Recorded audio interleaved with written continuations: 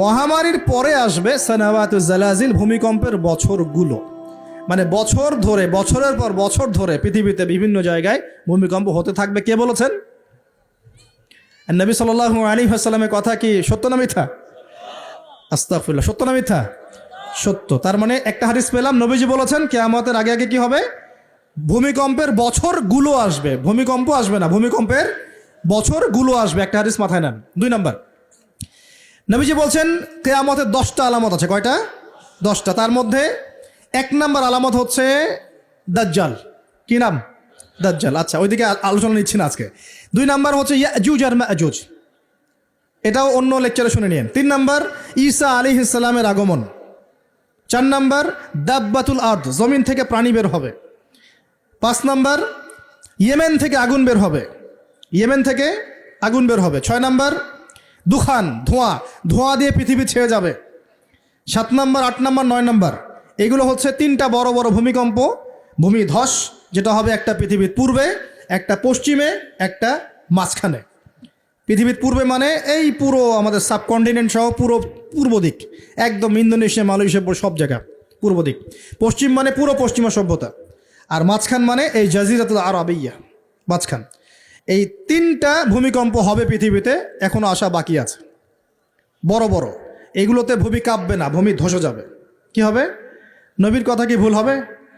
আর শেষটা হচ্ছে এই পূর্ব দিক থেকে, পশ্চিম দিক থেকে সূর্য উদিত হবে এবং মানুষের তওবার দরজা বন্ধ হয়ে যাবে। তওবা করে লাভ নাই। এই 10টা বড় বড় মধ্যে 3টা পেয়েছেন ভূমিকম্প। তাহলে পেলাম যে ভূমিকম্পের বছরগুলো আসবে।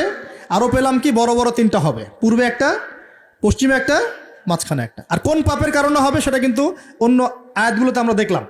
আচ্ছা, সামনে আসেন। আবার নবীজি বলছেন দাজ্জাল যখন মানুষের রূপে বের হবে তখন সে সব জায়গায় বিচরণ করতে পারবে, কিন্তু মক্কা মদিনায় ঢুকতে পারবে না। ঠিক আছে? তো সলফে সালাহিন তারা বলছেন যে দাজ্জাল সব জায়গায় ভ্রমণ করবে, এটা এও ব্যাখ্যা হতে পারে যে সে নিজে সব জায়গায় যাবে না, বরং তার অনুসারীরা বিভিন্ন জায়গায় আধিপত্য বিস্তার করবে। এ ব্যাখ্যা যৌক্তিক তো? যৌক্তিক ব্যাখ্যা। এরপরে যখন সে মদিনায় ঢুকতে পারবে না, দেখবে যে এখানে ফেরেশতারা একদম খোলা তরবারি হাতে দাঁড়ায় আছে, ঢুকতে পারবে না। তখন সে মদিনার কাছাকাছি একটা জায়গায় বসতি গাড়বে, গেড়ে তার অনুসারীদেরকে আহ্বান করবে। কিভাবে? সে, আল্লাহ পাক তো তাকে কিছু ক্ষমতা দিবেন পরীক্ষা করার জন্য। সে 3 বার ভূমিতে আঘাত করবে, এতে করে ভূমি কেঁপে উঠবে এবং এই ভূমিকম্পে মদিনা থেকে যত মোনাফেক টাইপের যত মানুষ আছে সব দৌড় দিয়ে দাজ্জালের দলে যোগ দিবে। তার মানে ওই সময়ে ভূমিকম্প আসবে। আর কি? এবার নবী সাল্লাল্লাহু আলাইহি ওয়াসাল্লাম বুখারীর এক হাদিসে বলছেন, আবু হুরায়রা রাদিয়াল্লাহু আনহু থেকে বলছেন, তিনি বলছেন যে লা তাকুমুস সাআ, কিয়ামত ততদিন পর্যন্ত হবে না। এই হাদিস দুটো একটু মনোযোগ দিয়ে শোনেন। কিয়ামত ততদিন পর্যন্ত হবে না যতদিন পর্যন্ত না ইউকবাদুল ইলম, জ্ঞানটাকে উঠিয়ে নেওয়া হয়। জ্ঞান কি হয়? উঠিয়ে নেওয়া হয়। নবী আরো বলছেন ইউকবাদুল ইলম ওয়া তাকসুরু জালাজিল, এবং বেশি বেশি ভূমিকম্প না হচ্ছে। 2 নম্বর কি? বেশি বেশি ভূমিকম্প না হচ্ছে। ওয়া ইয়াতাকারাবুজ জামান, এবং সময় কাছাকাছি চলে না আসছে। এই জায়গায় আমি একটু স্টাডি করতে গিয়ে একটা অদ্ভুত জিনিস দেখলাম, যে একটা রিসার্চ বলছে, সায়েন্সের রিসার্চ বলছে যে প্রতিটা ভূমিকম্পে পৃথিবীর গতির মধ্যে একটা পরিবর্তন হয়। প্রতিটা ভূমিকম্পে পৃথিবীর গতির মধ্যে একটু একটু পরিবর্তন হয় এবং সময় সংক্ষিপ্ত হয়ে আসে। সময় কি হয়? সংক্ষিপ্ত হয়ে আসে। পৃথিবীর ভিতরে আছে, নিচে আছে কিন্তু আগুন। কি আছে? আগুনের স্তর আছে। একদম নিচে একটা ইনার কোর মানে একটা জায়গা আছে, ইনার কোর বলে। এখন সাম্প্রতিক গবেষণা বলছে যে ইনার কোর আগে যেদিকে ঘুরতো এখন তার বিপরীত দিকে ঘোরা শুরু করেছে। আল্লাহু আকবার। তাহলে এগুলো মিলে যাচ্ছে না? ভূমিকম্পের সাথে পৃথিবীর ঘূর্ণন সম্পৃক্ত এবং জামান, সময়টাও সম্পৃক্ত। তো নবী যেটাই বলছেন যে ওয়া তাকসুরু জালাজিল, বেশি বেশি ভূমিকম্প হবে, ওয়া ইয়াতাকারাবা জামান, এবং সময় কাছাকাছি চলে আসবে। অন্য হাদিসে আসছে বছর যাবে মাসের মতো, মাস যাবে সপ্তাহের মতো, সপ্তাহ যাবে দিনের মতো। তিনি আরও বলছেন ওয়ায়ুজহারুল ফিতান, এবং সমস্ত রকম ফিতনা ফাসাদ দেখা যাবে, দেখা যাচ্ছে না? এবং ওয়াল হারাজ, এবং বেশি বেশি হত্যাকাণ্ড হবে। সাহাবীরা বলছেন যে ওয়ামাল হারাজ ইয়া রাসূলুল্লাহ, হারাজটা কি ইয়া রাসূলুল্লাহ? তিনি বলছেন আল কতল, হত্যা, হত্যা, গণহত্যা, এগুলো হচ্ছে হারাজ। এবং তোমাদের ধন সম্পদ বাড়তে থাকবে, ফায়াফিদু, ধন সম্পদ উপচে পড়বে। এখন এখানেও পেলাম যে ভূমিকম্প কিয়ামতের অন্যতম কি আলামত। আরেকটা হাদিসে নবীজি বলছেন, আর দুটো হাদিস বাকি আছে আজকের মতো। নবীজি বলছেন, এই হাদিসটা আসছে ইবনে মাজায়, এটার হাদিস নাম্বার 4020 নম্বর হাদিস। নবীজি বলছেন যে লায়াশরাবান্না নাস মিন উম্মতি আল খামর, আমার উম্মতের, ভালো করে শোনেন যুবকরা, ভালো করে শোনো, আমার উম্মতের মানুষ, এক শ্রেণীর মানুষ মাদক দ্রব্য পান করবে। কি পান করবে? নবীজি বলছেন আমার উম্মতের একটা অংশের মানুষ মাদক দ্রব্য পান করবে, ওয়ায়ুসাম্মুনাহা বিগাইরি ইসমিহা, কিন্তু মাদক দ্রব্যের নাম পরিবর্তন করে অন্য নাম দেয়া শুরু করবে। বুঝতে পারলাম? এখন কে বলে মাদক? আমরা বলি এখন হুইস্কি, রাম, আর কি ভাই, ইয়াবা, হ্যাঁ কত নাম বের হয়েছে। এটা আরো অ্যামেজিং। নবীজি বলছেন ওই মানুষগুলো যারা মাদকদ্রব্য পান করে নাম ভিন্ন দিবে, তাদের কানের পাশে বাদ্যযন্ত্র বাজবে। এখন কানের পাশে বাদ্যযন্ত্র বাজে কিভাবে? তোমার ব্লুটুথ আর ইয়ারফোন দিয়ে। বুঝতে পারো নাই মনে হয়? এইভাবে শব্দ আসলো কিভাবে হাদিসের মধ্যে?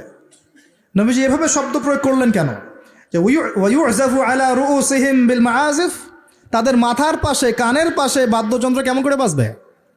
তোমার কানের ভিতরে ঢুকানো আছে বাদ্যযন্ত্র, আছে না? এই যে এটা এই জামানার সাথে সম্পৃক্ত। ওয়াল মুগান্নিয়াত মানে হচ্ছে ওই যে গায়িকা নর্তকী, এবং তারা গায়িকা নর্তকীদেরকে নিয়ে সময় কাটাবে। আল্লাহ পাক তাদেরকে শাস্তি দিবেন কিভাবে? ইয়াখসিফুল্লাহু বিহিমুল আরদ, নাউযুবিল্লাহ। আল্লাহ পাক ওই মানুষগুলোকে সহ জমিনটাকে ধসিয়ে দিবে একেবারে। কি পাপের কারণে? মাদক দ্রব্য খাওয়া এবং তার নাম ভিন্ন করে হালাল করে খাওয়া। আস্তাগফিরুল্লাহ।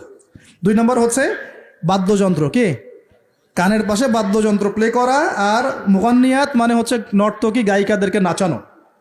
আল্লাহ পাক একটা শাস্তি দিবেন, ওদেরকে সহ ভূমি ধসিয়ে দিবেন। আরেকটা শাস্তি আছে, ওয়ায়াজআলুল্লাহু মিনহুমুল কিরাদাতা ওয়াল খানাজির, আল্লাহ রাব্বুল আলামিন ওই মানুষগুলোকে বানর আর শুয়োর বানিয়ে দিবে। নাউযুবিল্লাহ। এগুলো কি মিথ্যা না সত্য?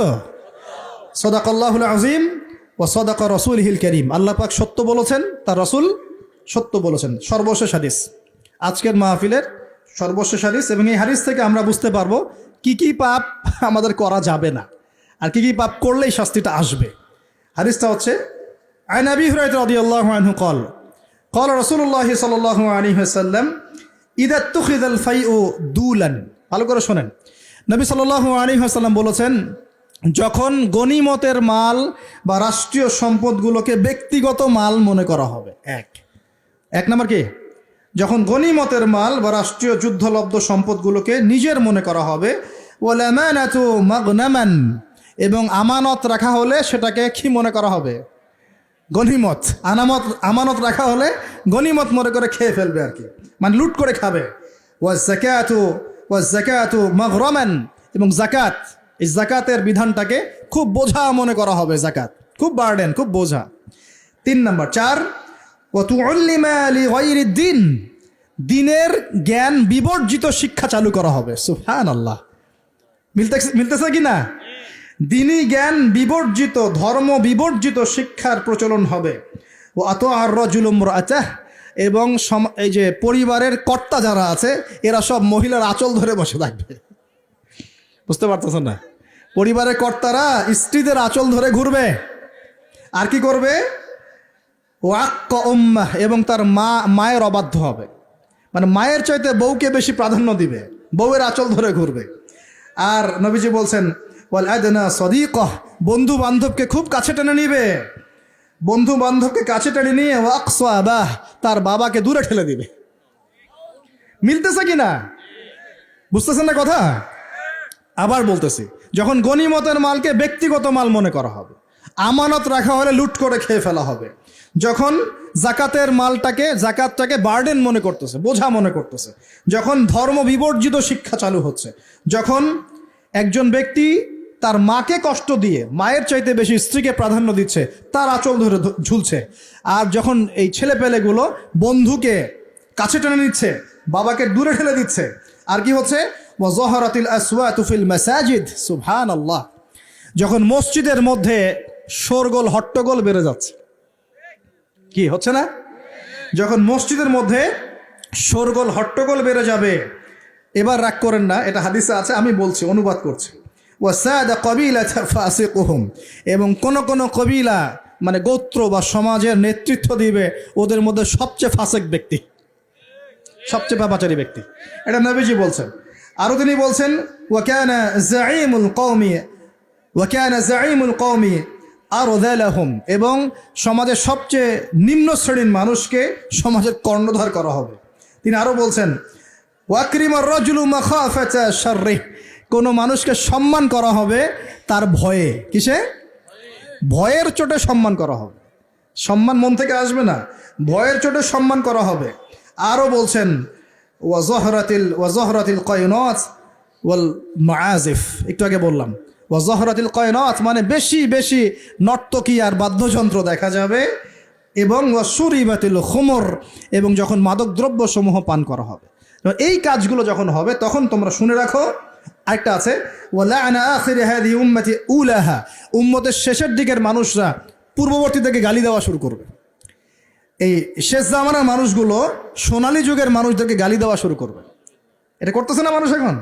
আচ্ছা, এই কাজগুলো যখন হবে তখন শোনো, ফালইয়ারতাকিবু, তখন ধেয়ে আসবে। কি ধেয়ে আসবে? ইনদা যালিকা চারটা আযাব, চারটা পাঁচটা আযাব। এক, রিহান হামরা, এটা এখন আসে নাই। রিহান হামরা মানে হচ্ছে উত্তপ্ত গরম বাতাসের আযাব আল্লাহ পাক দিবেন, বলেন নাউজুবিল্লাহ। কয়দিন আগে দেখলাম নাসা গবেষণা করছে যে পৃথিবীর সূর্য থেকে এমন কিছু রশ্মি আসবে, ওখানে বিস্ফোরণ হচ্ছে, এমন কিছু আসবে যেটা পৃথিবীর উপর একটা বড় ইফেক্ট ফেলবে। উত্তপ্ত একটা বায়ু আসবে পৃথিবীর দিকে।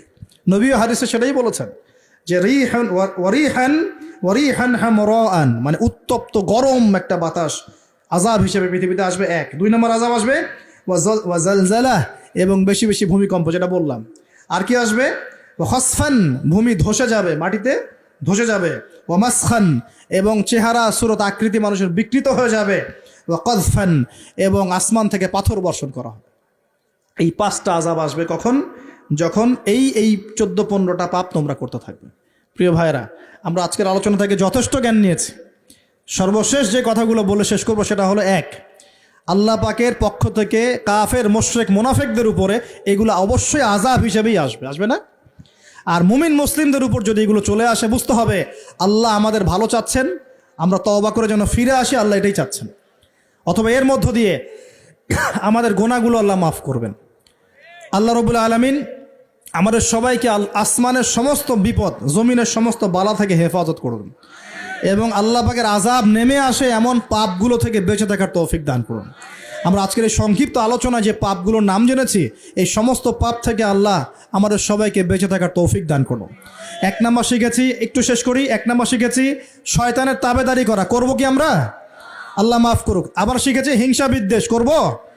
আমরা শিখেছি যে শিরকের পাপের কারণে আল্লাহর আযাব এসেছে, করব কি শিরক? কুফরির পাপের কারণে আল্লাহর আযাব আসে, আমরা কি কুফরি করব?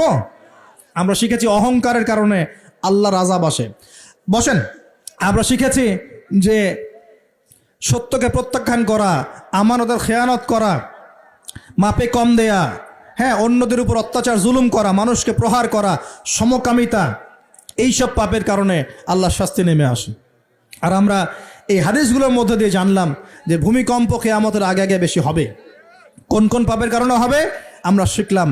আমানতের খেয়ানত, গনিমতের মাল আত্মসাৎ করা, জাকাত না দেয়া, অশ্লীলতা, মাদক দ্রব্য গ্রহণ করা, নাম পরিবর্তন করে দেয়া, বাদ্যযন্ত্র, গায়িকা, নর্তকী, হ্যাঁ, এই জেনা, এই যে অন্যায়গুলা, পিতামাতার অবাধ্য হওয়া, হ্যাঁ, স্ত্রীকে বেশি প্রাধান্য দেয়া, মাকে কম দেয়া, বাবাকে প্রাধান্য না দিয়ে বন্ধুকে দেয়া, ঠিক আছে, এবং নেতৃত্ব স্থানীয়তে যদি দুর্নীতিপরায়ণ মানুষ চলে আসে, সব মিলে এই আযাবগুলো আমাদের উপরে চলে আসতে পারে যদি আমরা সতর্ক না হই। আল্লাহ পাক আমাদের সবাইকে আজকের আলোচনা থেকে শিক্ষা নেওয়ার তৌফিক দান করুন।